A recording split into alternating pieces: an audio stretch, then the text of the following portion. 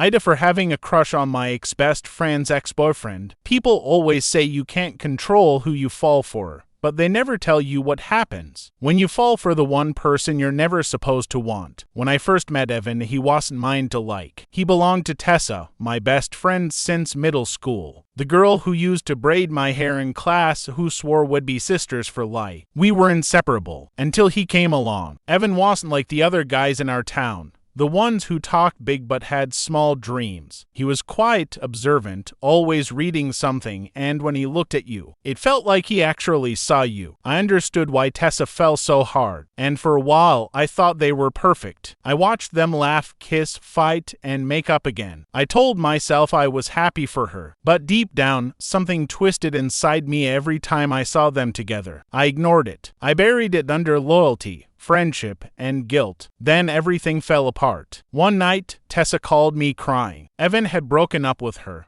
Out of nowhere. No fight, no warning. Just a text that said, "I can't do this anymore." She was shattered. For weeks, she didn't eat, didn't go to class, barely spoke to anyone. I tried to comfort her, to hate him for her. But the more I heard about what happened, the more cracks appeared in her story. Tessa told everyone Evan ghosted her for no reason. But then I saw her phone light up one night at my house. Messages from another guy. Dozens of them. Flirty, suggestive. Some he even dated before the breakup. I didn't say anything. Not yet. A few weeks later, I ran into Evan at a bookstore. He looked thinner, tired. When he saw me, he froze, like he didn't know if he should say hi. We ended up talking for an hour. About books, college. How hard it was to stay in this small town where everyone knew everyone else's secrets. He didn't badmouth Tessa. Not once. He just said, sometimes people change, and you don't realize how much until it's too late. Something in the way he said it made my heart ache. After that day, I couldn't stop thinking about him. I told myself it was innocent, a harmless curiosity, sympathy even. But the truth was uglier. I liked him, and the worst part, I think he liked me, too. We started texting.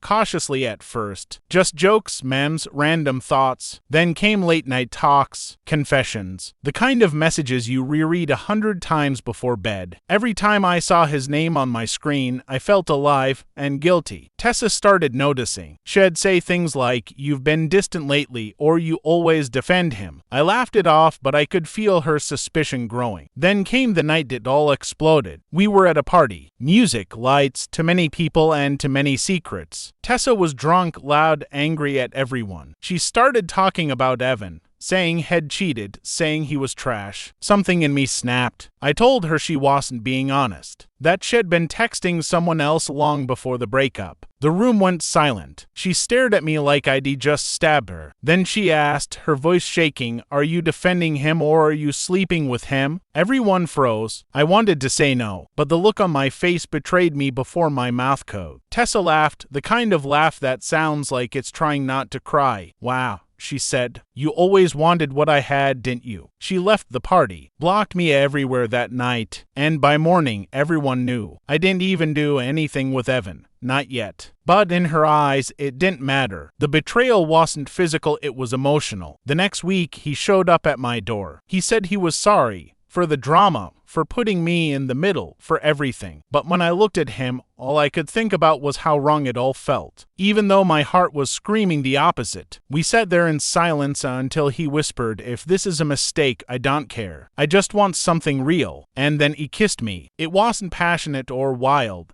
It was gentle, broken, desperate, like two people finally giving up, pretending they didn't care. When it ended, I cried, because I knew there was no going back. Now, months later, Tessa still won't talk to me. She transferred schools. Mutual friends cut me off. Everyone thinks I'm the villain, the backstabber, the girl who took what wasn't hers. And maybe they're right. Maybe I am. But sometimes, when Evan and I are sitting in silence, when I catch him smiling at me the way he used to smile at her, I wonder if maybe, just maybe, some love stories are born from the ashes of betrayal, even if they burn you alive. Part 2. The return of Tessa. It's been 6 months since that night. 6 months since the party. Since the shouting. Since the last time I saw Tessa's face twisted in hurt and disbelief. I told myself she'd move on. That time would fade the anger, dull the sharp edges of betrayal. But betrayal doesn't fade.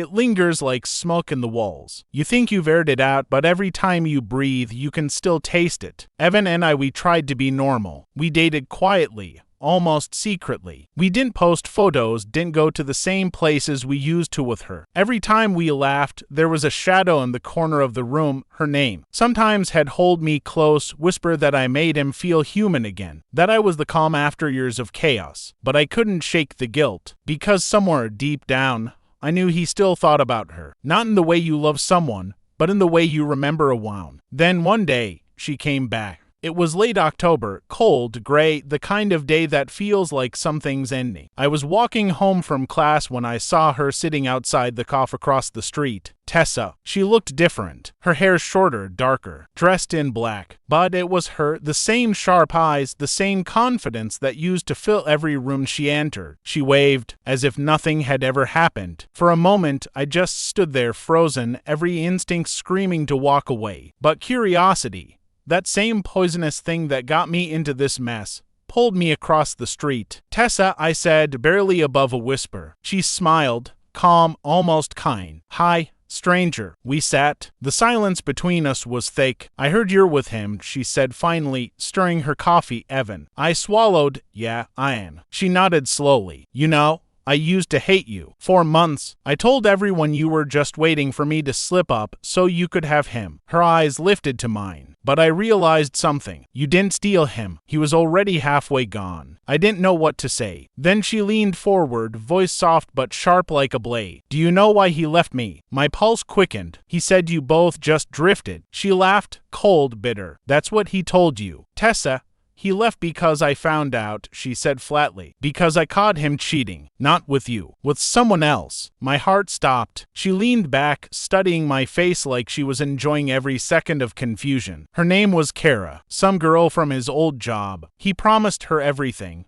The same way he promised me. The same way he probably promises you. I felt my stomach twist. You're lying. I wish I was. She opened her bag and slid a photo across the table. A blurry shot. Evan with a brunette girl, holding hands outside a diner. The timestamp, 2 months before he broke up with her. He begged me not to tell anyone, Tessa said. Said it was meaningless. Said he loved me. But after I found that photo, something changed in him. He started pulling away, started blaming me for things I didn't do. Sound familiar? I couldn't breathe. Tessa's smile softened, but her eyes didn't. You think you're different, don't you? That you're the one who'll change him. She tilted her head. I thought that too. I stood up. My hands were shaking. I don't need to hear this. She shrugged. You didn't need to fall for him either. But here we are. I left before she could say another word, but her voice followed me down the street, echoing in my head. You're not special, Lena. You're just next. When I got home, I didn't tell Evan what happened. Not at first, but I couldn't stop thinking about the photo, about her tone, about how calm she seemed, too calm for a girl supposedly still angry. A few days later, I finally asked him. He froze. Then he said quietly, it was nothing. A mistake. Before you. Before everything. But it wasn't before Tessa. He looked at me, guilt flickering behind his eyes. It was complicated. I thought Tessa and I were over. She just didn't know it yet. I wanted to believe him. I really did. But Tessa's words kept repeating in my mind. You're not special. You're just next. Over the next few weeks, things change. Subtly at first, Evan started checking his phone more, staying late at work, going quiet when I asked what was wrong. One night, his phone buzzed while he was in the shower. A message. Just one line. Tessa.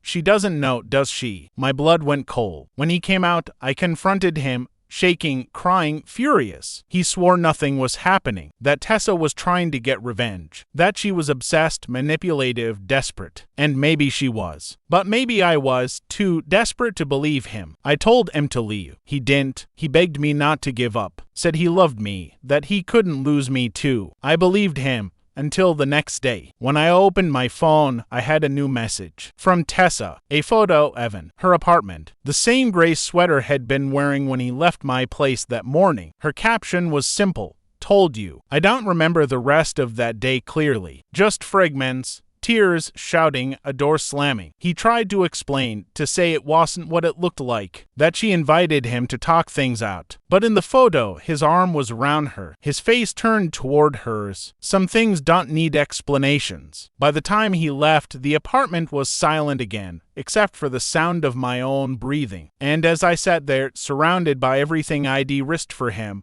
my friendship, my reputation, my peace, I realized the truth. Tessa was right. I wasn't special. I was just next. Part 3. The circle of betrayal. 3 weeks passed after Evan left. 3 weeks of silence, anger, confusion, and that strange, hollow kind of grief that doesn't even feel like sadness, more like static in your chest. I stopped answering messages. My friends tried to check in, but I couldn't face them. Every question led back to the same humiliation. How could I fall for someone who betrayed me, when I was the betrayal to begin with? The guilt rotted everything. I couldn't even look at myself without thinking of Tessa's face the night everything fell apart. Or the photo she'd sent later, the one that ended it all. But one night, something happened that twisted the story again. A message. Not from Evan. Not from Tessa. From a number I didn't recognize. You don't know everything. Meet me tomorrow, the cough on Ridge Street, noon. I hesitated. It felt dangerous, stupid even, but curiosity has always been my worst flaw. The next day, I went. The cough was nearly empty, sunlight spilling across the tables like it was trying hard to make everything look normal. And then I saw her, Tessa. She looked tired, pale. Her usual confidence dimmed into something quieter. When she saw me, she smiled. But it wasn't the sharp, taunting smile I remembered. It was almost sad. I wasn't sure you'd come, she said softly. I shouldn't have, I replied. You already got what you wanted, didn't you? Her brow furrowed. You think that's what I wanted? To ruin you? I crossed my arms. You sent me that photo, Tessa. You made sure I'd see it. She saw it, looking away. Yeah, I did. But I didn't know the whole truth either. I frowned. What do you mean? She reached into her bag and pulled out her phone. Look. There were dozens of messages. All from Evan. Long, desperate ones. Some from before the photo, some after. Had been playing both sides, feeding each of us different stories. To her, had said I was obsessed, that I wouldn't leave him alone, that he felt sorry for me. To me, he said she was unstable, vindictive, dangerous. But the worst part, the part that made my stomach drop, were the timestamps. Had sent her that photo himself, the one Shed forwarded to me. It wasn't her revenge. It was his. He told me you needed to see it, she said quietly. He said he wanted to prove I wasn't over him, that it would make you feel sorry for him. I thought it was sick, but I didn't realize he sent it to you too. My hands trembled as I scrolled through the messages. Every line was manipulation, carefully crafted to make each of us hate the other, while keeping him in control. Had made us enemies. Had made me the other woman and her the jealous ex. And had stood in the middle, watching it burn. I looked up at Tessa, and for the first time in months, I didn't see her as my rival. I saw her as someone who had been trapped in the same twisted game. Why are you showing me this now? I asked. She looked down at her hands. Because he tried it again. With someone new. A girl from his office. I warned her before it started. I thought maybe it was time to stop the cycle. We sat in silence for a long time after that. The kind of silence that says there's nothing left to fight for, only things to understand. Finally, she said, has never going to change, Lena. People like him, they feed on chaos, on attention. They like being the victim and the villain at the same time. I nodded slowly. So, what do we do? She smiled faintly. We stop letting him live rent-free in our heads. That night, I deleted every photo, every message, every trace of him. It wasn't about forgetting. It was about reclaiming space. My phone, my thoughts, my life. A week later, I got another message. Evan again. You'll never understand what really happened. You ruined everything. I didn't reply. He sent another. I miss you. Then another. You'll come back. You always do. I blocked him. And for the first time in months, maybe years, I felt peace. Not happiness, not closure, but something heavier and more real. Freedom. A few months later, I ran into Tessa again. She looked different, lighter, like someone who had finally learned how to let go. We didn't talk much, just exchanged a quiet nod and unspoken understanding. The kind that comes only from surviving the same storm. Before we went our separate ways, she said something that stuck with me. He didn't just cheat on us. He made us cheat ourselves.